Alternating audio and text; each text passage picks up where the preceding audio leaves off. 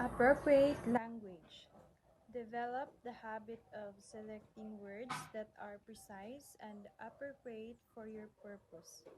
You must avoid slang, cliches, pretentious words, euphemism, jargon, redundancy, and wordiness.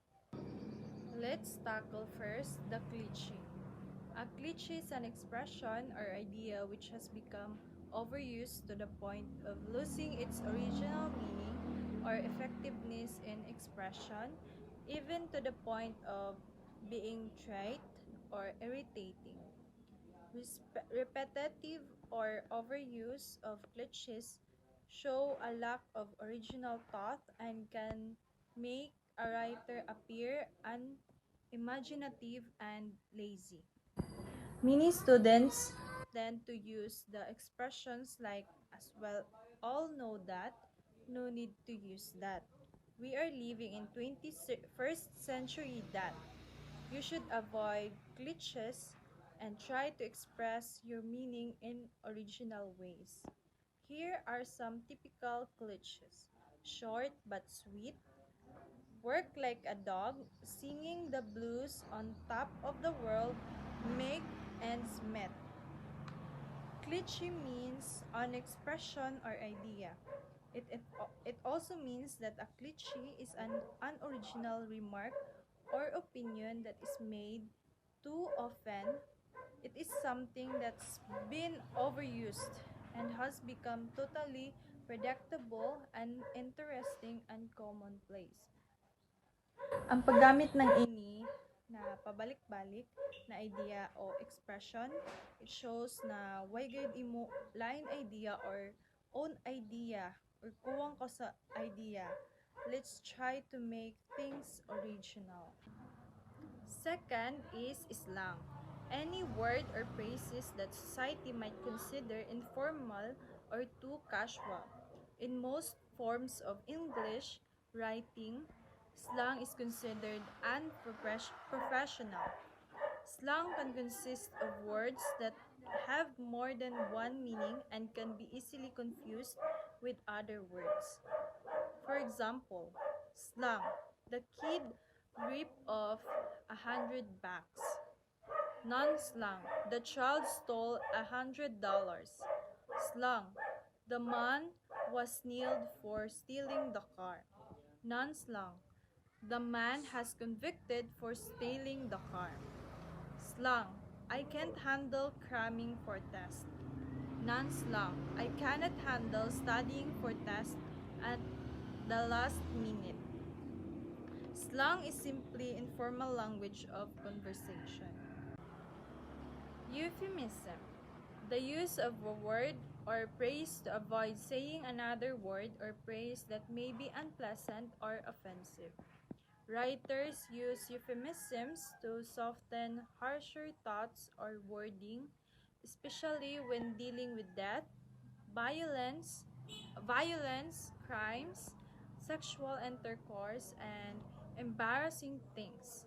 Some euphemisms are so common. We hear and use euphemisms every day.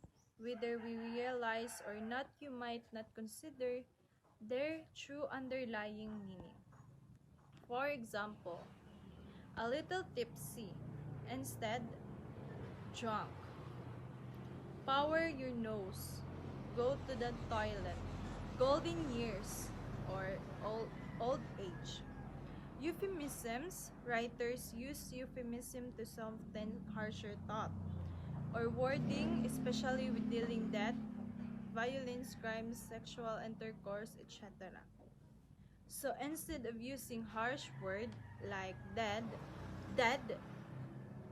they may write passed on or at peace. For example, also big boned instead of fat, sleeping out instead of cheating, stepping out or instead of cheating, unique looking instead of ugly, let go instead of fun. Good day, everyone. My name is Jomar Castillo, the second reporter, and I will be tackled how to eliminate redundancy and avoid jargon in writing. So first, I will be discussing how to eliminate redundancy. So what is redundancy? Redundancy occurs when a writer repeats unnecessary word, phrases, or idea that can make the writer vague, confusing, or boring. Anything that could be omitted without loss of significance or meaning. Here are some examples of redundancy. First, I am always mixing up the pair of twins. The redundancy in this sentence is the word pair of twins. There is no need to say pair of twins because the word twins means pair or two. So, the sentence should be I am always mixing up the twins. The second example is I receive a free gift. In this sentence, the word free gift is redundant because gift is always free. So, we should eliminate free and the sentence should be I receive a gift. We need to avoid or eliminate redundancy in writing to keep the document clean and concise because redundancy results in poor flow and impedes understanding. The words can not only distract the reader but also complicate the meaning of the writing.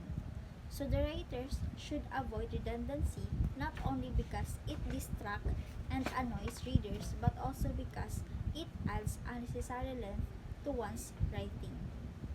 The last example is, she visit us in the month of September. The month of September is already redundant because September is a month. So we should eliminate the month and the sentence should be, she visit us in September. There are other examples of redundant like group together, exactly the same, brief summary, rise up, and advanced planning. To eliminate redundancy, you should reread the sentence, identify what is repeated, and remove the redundant word. To avoid redundancy in technical writing, you need to apply some editing and proofreading techniques that can help eliminate or reduce redundant elements and improve clarity. Avoiding jargon. Jargon is a vocabulary or terminology used by a particular professional, technical, or cultural group that's hard to understand for people outside of the group. It is occupation-specific language that used by people in given profession. The only people can understand those words or abbreviation is those who are in the same profession. Here are some examples of jargon in medical field. Febrile, bradypnea, tachycardia, macrosomia, hypokalemia, BID, TID, CPD, PPH, and Q4.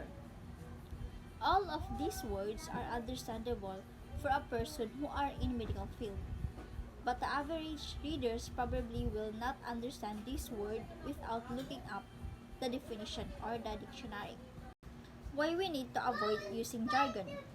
Jargon risks confusing the audience or reader through wordiness or the use of obscure terms.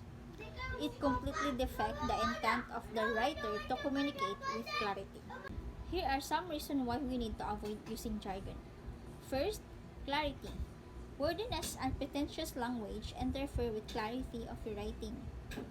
Clear prose should be guiding principle in anything you write.